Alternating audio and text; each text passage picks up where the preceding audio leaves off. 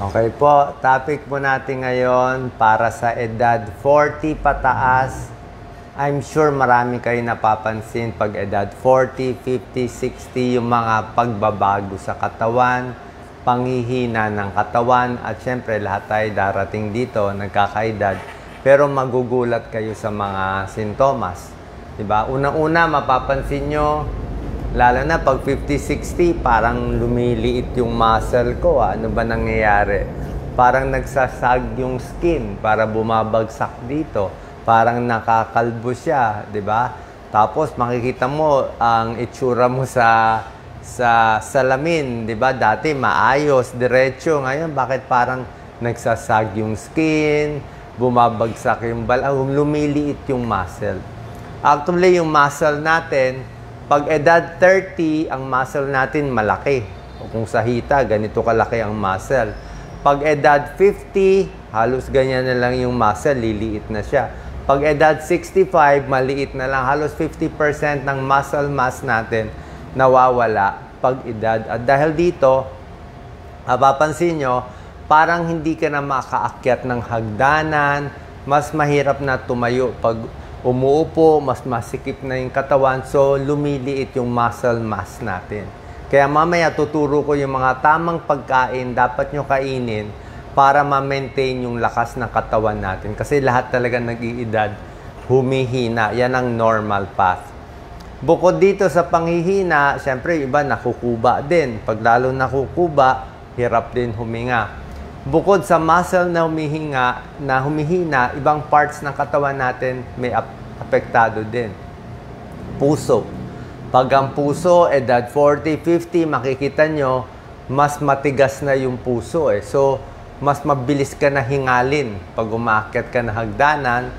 Mapapansin nyo sa puso, mas mabilis ang tibok. Okay, edad 60 years old, ang tibok ng puso, baka 80 to 90 na, bumibilis, sabihin, mas hirap na siya. Mas marami ng skip beats, mas tumatalo na rin yung puso. Yan, kahit sa pulso, nag-iiba na siya. Sa high blood, tumataas din konti. So, humihina ang puso, tumitigas yung mga ugat natin. Sa baga, mas mahirap na rin huminga, parang laging kulang. Yung iba, laging may plema, kasi nga, humihina din yung baga. Sa tiyan, marami nagbabago sa tiyan. Yung panunaw mo, ayaw nang matunaw, lagi nang tuyo ang bibig. Diba? Ang laway ng may edad, kumukonti. Pagising mo, tuyo-tuyo ka. Paano nga, nada-dry mouth ka na eh. Panlasa mo, nagbabago na rin. Paningin mo, nagbabago na rin. Kailangan mo may shades. Diba? Mabilis masilaw, laging tuyo dito, mas nag-GERD ka na. Yung tiyan mo, hirap na matunawan. Bakit? Kumukonti yung digestive enzymes eh. Yung dumi, mas matigas. Mas matigas ang dumi pag tumatanda. Bukod dyan, baga, puso, tiyan, pati utak natin. Nakikita nyo, pag nagkakaedad, 50, 60, 70, mapapansin nyo, hindi mo na mabanggit yung gamit. Palagay natin eh. Tingnan mo to. Ano nga tawag dito? Ito yung takip. O, puro ka na lang, ano nga yun? Ano nga yun? Nakita mo yung kaibigan mo, hindi mo na masabi yung pangalan niya. Parang meron kang 1 second delay. Bakit? Humihina na yung utak natin. May mental fog. Kaya kailangan pinapractice ang utak. Okay? Kung ang katawan natin, tuturo natin, kailangan may light weights, kailangan nag-i-stretch para lumakas ang muscle, para lumakas din yung utak natin, hinahasa ang utak. Paano hinahasa? Di mag-compute kayo, mag-crossword puzzle, mag-aral lagi, di ba?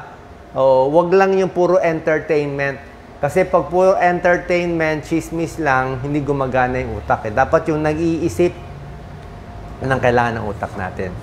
So, yan ang mga pagbabago sa katawan. Wala tayong magagawa. 40, 50, 60, mararamdaman nyo yan. At magugulat kayo, Dok, paano ko ayusin? Actually, yan ang mga age ko. Yan ang gusto kong ayusin din. Kunin muna natin sa pagkain. Okay? Number 1 na pwede nyo kainin, itlog. Okay? Itlog, napakaganda, high-protein food ang egg. Ito, nililista ko. Ang itlog, mataas siya sa protina, lalo na yung egg white. Yung egg yolk, pwede rin naman, wala namang kaso, unless siguro sobra taas ang cholesterol mo. o talagang may baraka na sa puso, o takot tayo sa egg yolk na mataas ang cholesterol. Pero otherwise, sa ordinary na tao, ang itlog pwede. 1 egg in a day is okay. Makaubos ka ng 6 na itlog sa isang linggo. So, pag nagdalawang scrambled egg ka ngayon, di bukas wag ka muna mag-egg. Sa susunod ng araw, magdalawa kang egg ulit. So, parang 1 egg in a day pa rin yun. Ang itlog, marami siyang vitamina, mineral na wala yung iba. Marami siyang vitamin B, meron siyang vitamin A, meron siyang calcium, meron siyang iron. Pero ang itlog, meron siyang vitamin D. Vitamin D, yung pag nagpapaaraw tayo, vitamin D, meron yung itlog. Ang itlog, meron siyang choline. Ang choline, alam ng mga neurologists yan, acetylcholine, ginagamit yan sa utak natin. So, meron siyang choline para sa utak. Tapos, yung egg white niya, napakaganda ng egg white ng itlog. Yung mga may liver problem, nasira yung liver nila, bagsak ang protina, binibigay ng doktor nga, 6 na egg white o 8 egg white. Napakaganda. So, egg, mura, healthy, pwede yan. Number 2, healthy foods, isda. Okay? Ang isda, high protein. Kahit yung mga tuna. O kung walang pera, kahit canned tuna, pwede na rin. Bangus, salmon, high protein din, mahal. Sardinas. Yan, pwede yan. Actually, dito sa mga isda, ang maganda rin dito, hindi nyo alam, hipon. Hipon, high protein. Nagawa na ako ng video sa hipon. Maraming special minerals ang hipon, may iodine. Ang hipon maganda, low mercury content, safe siya. 'Di ba? Tsaka hipon, hindi siya nare-red tide. Hindi ka mafu-food poisoning. So, maraming benefits ang hipon. Kaya pag nasa party kayo, nakakita kayo ng hipon, alalahanin mo, sabi ni Doc Willie, kunin mo yung hipon. So, kung mahal lang. Pero hipon, very healthy yan kumpara sa ibang seafoods. Okay, yung ulo, ma-cholesterol, siguro pa konti-konti lang, wala namang kaso. Pero yung katawan ng hipon, very healthy yan. So, fish is okay, eggs is okay. Pangatlo, peanut butter. Gusto mo, peanut na lang. Pero sa Africa, kahit i-research nyo sa Africa, di ba, ang papayat na maraming malnourished doon. Yung mga aid workers, yung mga tumutulong, mga nagre-rescue doon sa mga bata, pinapakain nila sa malnourished na bata, peanut butter. Yan ang pampataba, pampalakas nila. Peanut, healthy protein, high protein. Biro mo, nuts yan eh. Okay? Tayo, pwede naman nilagang mani. Huwag lang yung masyadong maalat na mani. Maalat, mamantika, yun na iwasan. Pero yung mani mismo, kasoy mismo, kung ano man meron tayong locally, napakaganda. Pag peanut butter, pili kayo ng medyo huwag masyadong matamis na peanut butter, huwag masyadong magatas, at high sugar. Basahin nyo lang. Merong peanut butter na mas maganda yung halo. More protein ang laman. Merong peanut butter na high protein. Number 4, beans. Lahat ng beans, munggo. Diba? Mga green peas, yung nilalagay sa halo-halo na beans. So, mga munggo, lahat yan napakaganda. High protein at gulay pa. Diba? Gulay, puro vegetable protein tayo. Ayan, oh. Egg, fish, beans. Diba? Hindi naman baboy baka yan eh. O gulay, may protein rin. Papakita ko. Soybean, tokwa. Ang taas ng protein ng tokwa.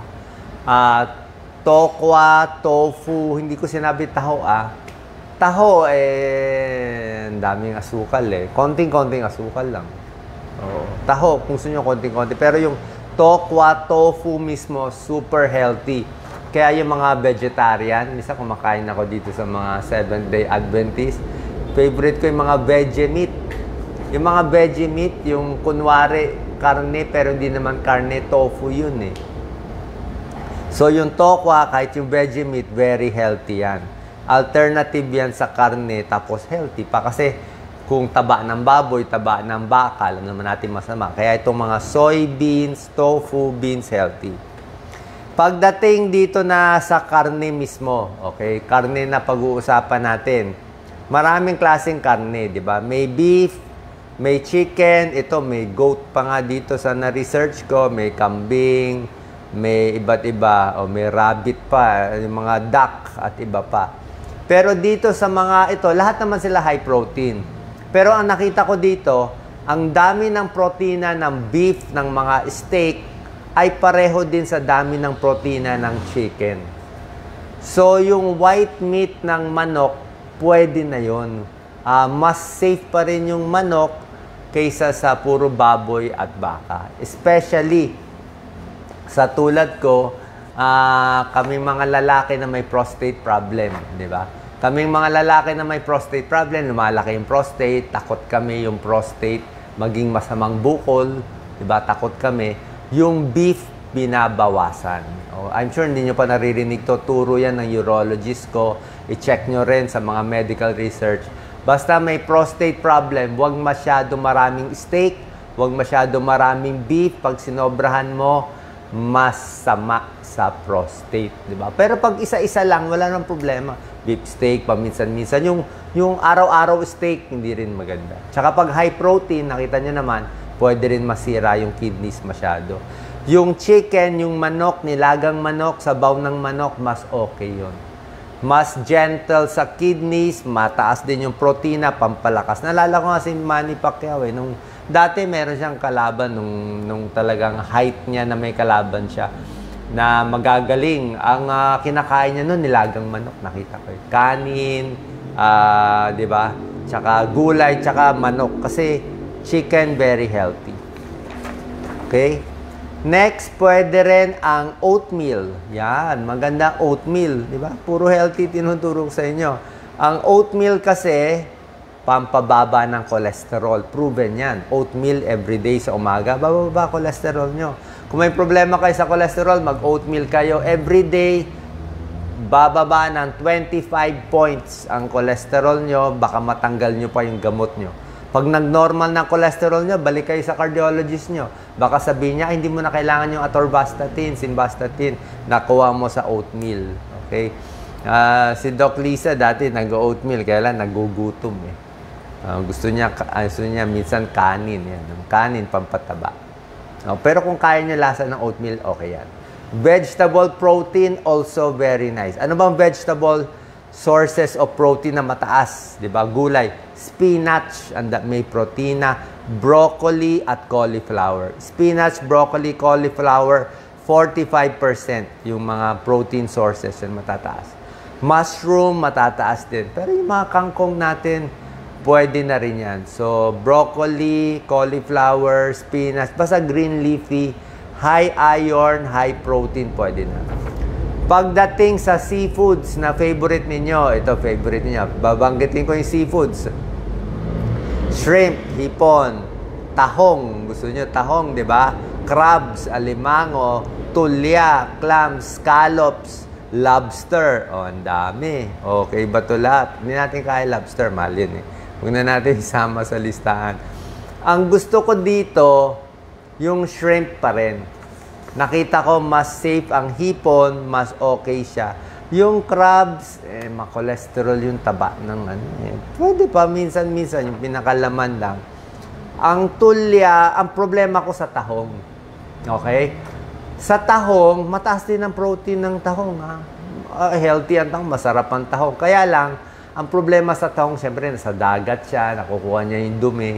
Minsan may red tide. Lalo na kung tumatanda na tayo, papunta na sa senior, may red tide eh. So, baka matsambahan tayo na hindi na-test, napakain ka ng 10 tahong, may red tide, magtatai tayo, ma-hospital, madedextrose, baka tayo matsambahan lang. Kaya kung kakain kayo ng tahong, safe source at mga 2-3 piraso lang. Okay? So, yung hipon, mas magandang source ang protein. Tulya, I think safer, pero ganun pa rin. Konti lang. How much protein do you need? Ito, ano na mga sources? Ito na nga binanggit ko. Itlog, merong chicken, merong tofu, merong yan. Yan naman iba, mga monggo, merong gulay, at iba pa. Bukod sa pagkain, ano pa kailangan natin para lumakas? Wala tayong choice pag tumatanda tayo. Ito pa napapansin ko, sumisikip ang katawan. Para tayong plastic na nakabalot. Masikip lahat. Yung fascia, masikip. Dati, kaya mo todo-todo. Ngayon, parang kulang. Dati, kaya todo taas. Ngayon, parang masikip. Dati, yung leeg maluwag. Ngayon, masikip. Dati, kaya ko mag-squat. Ngayon, parang ayaw na mag-squat. Diba? Pasikip ng pasikip yung katawan. Pati yung likod. Dati, yung likod natin, gumagano nga ngayon. Yung likod, subukan niya magpulot. Diba? Pag may edad na, hindi na nga makapulot. Paano? Ayaw na mag-bend eh. Ayaw na mag-bend yung likod natin eh. So, ang gagawin natin, dahil masikip ang katawan, sa umaga, kailangan may stretching tayo. Okay? May stretching.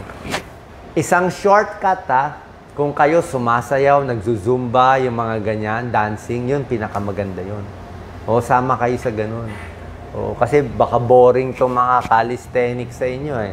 Boring yung ganito sa inyo eh, di ba? O, gusto nyo talaga yung mga dancing with music, pwede yun, maganda yun. Yung mga tai chi, maganda rin yun, yung sa ibang bansa, ginagawa nila. Tapos, pagdating sa muscle, maraming ways. Pag tumatanda na, ang gusto kong squat, ganito na lang. May silya, tatayo ka, uupo, tatayo, uupo. Pero upo ka sa silya, tapos tatayo ka, uupo ka. Bakit ganong squat ang gusto ko? Kasi yung normal squat, baka hindi nakayanin ng edad 50, 60 pataas eh. Kasi pag nag-squat ka na mababa, yung tuhod mo mape-pressure. Mabigat, malaki ang tiyan. Maliit na ang muscle, tapos nag-squat ka, mamaya bumagsak ka, bumigay ang tuhod. At if pag silya, upo, tayo, gawin mo 10 times, mapapagod kayo. Hindi siya madali. Tapos, meron kayong tiptoe. Alam niyo naman yung tiptoe, di ba? So, hawak kayo sa silya, mag-tiptoe kayo. Isang paraan din naman, habang nakatayo ka, hawak ka sa silya, yung paa mo, ginaganon mo. Yan, pinapa-right mo. Yan, 10 times. Patalikod yung paa mo, 10 times. O, paharap paa mo. O, stand in one leg. Maganda rin yun. Yung tatayo ka, one leg, ganyan. No? Pero maganda, may konting hawak. Just in case matumba ka, may hahawakan ka. O, practice nyo lang. Lahat yan importante. Tulad na sinabi ko, lumiliit yung muscle natin. Pag weights, gusto ko light weights lang. To 3 pounds, 2 pounds, 3 pounds. 4 pounds, pwede na yan. Yung ganito, ganito lang. 10. Kala nyo madali. Ganyan, mamaya. Oh. Okay. Tapos yung exercise, meron ding wall push-up. Gusto ko rin wall push-up. Yung tunay na push-up, tingnan natin kung kaya nyo. Kung kaya nyo, very good. Pero wala akong kilala na kayang ganun eh. Ganun lang tayo. Tapos yung exercise, ang tip ko, since lagi tayo nakaupo, na mamanas na yung paa natin, pati hita ako nga dito, medyo may manas-manas na nga ngayon eh. Pag tumatanda, ganun talaga po. Nagmamanas-manas kasi yung mga ugat natin medyo lumuluwag. Eh, walang solusyon sa ganun eh. So, ang solusyon lang, galaw-galaw. Para gumalaw yung dugo, para hindi masyado magmanas. So, ang secret ko lang, pa nag-exercise at may edad na, huwag mo isabay-sabay sa isang oras. Huwag yung 4 o'clock, 5 o'clock todo exercise. Pwede mo gawin short lang. Sa umaga, 10-15 minutes exercise. Tapos trabaho ka, computer. After 2 hours, konting exercise na naman. Tapos balikan na naman sa computer, whatever work mo. So, tinatawag natin dito, exercise snack. Para nag-snack ka. Hindi ka nag-snack ng pagkain, hindi ka nag-snack ng mangga. Ang snack mo, exercise snack. So, kahit pa paano, nag-exercise snack ka, nakaka-rest yung katawan mo. Diba? Hindi ka masyadong pagod masyado. Okay? So, yan po. Tamang pagkain, tamang pag-exercise, ito yung galaw-galaw natin. Yan ang kailangan natin para lumakas habang tumatanda. Okay? Ano pa ba nakalimutan ko? Yan. Kaya daw niya mag-squat sa age 67. Dr. June Reyes. Napakagaling Dr. June Reyes. Gawin nyo. No problem. Pero yun lang nga, age 67, napakagaling. Congratulations. Diba? O, talo mo ako. Diba? Pero ako kasi, takot ako mapilay. Takot ako masobrahan. I'm sure nasubukan nyo yan eh. Yung iba gusto mag-lunch. Alam niyo yung lunch? Mahirap yung lunch ha. Hindi ko pinapayo mag-lunch. Pag manood kayo ng video, lahat pa magsasabi mag-lunch kayo. Ako ay huwag kayo mag-lunch. Marami ako kilala na operahan sa tuhod ng lunch. Lunge is nakaganon ka, tapos isang paa lang. Unless talagang construction worker ka. Pero kung office worker ka lang, tapos biglang gusto mo maging athlete o triathlon, baka mapilay kasi. Takot ako na pag sinobrahan, napilay yung likod, na-sprain, na-slip disc, napilay yung tuhod, nasira yung joint. Isang sira lang, forever natin paghihirapan. Kaya wag na lang ipilit. Pero si tatay, kaya niya 67, hinay-hinay lang. Tsaka pag may edad na, ingat din tayo sa mga exercise na basketball, ng ganyan, badminton, medyo hard court, matigas ang court, no? Masira tuhod natin. Oo, tingnan natin muna, pwede naman brisk walking, di ba? Yung konting, basta yung wala masyadong tagtag sa tuhod. Tapos yung bilad sa araw ng mga exercise, ingat tayo. Yung mga football, yung mga ganyan. Basta bilad sa araw, mahirap eh. Mahina na puso, mabibilad ka pa, ma-heat stroke tayo. Hindi na tayo ganun. Huwag lang ma-injury. Ayoko lang ma-injure kayo. Pwede naman unti-unti. Sabi ko, itong exercise na, pinakamaganda nga mag-exercise kayo sa may aircon eh. Punta kayo sa mall, o di tumingin na lang kayo, bili lang kayo ng mura, tapos ilakad-lakad nyo. Kasi yung maganda yung temperature, malamig, mas masarap mag-exercise. Diba? Maganda, malamig, yung mga overseas worker na sa malalamig na lugar, ang sarap mag-exercise. Sa Pilipinas, ang init-init, hindi ka maka-exercise. Hihingaling ka dito, kailangan sa malamig na lugar ka. So, sana po nakatulong tong tips. Okay, si Dr. June Reyes, pwedeng panoorin, pwedeng sundin. Salamat po.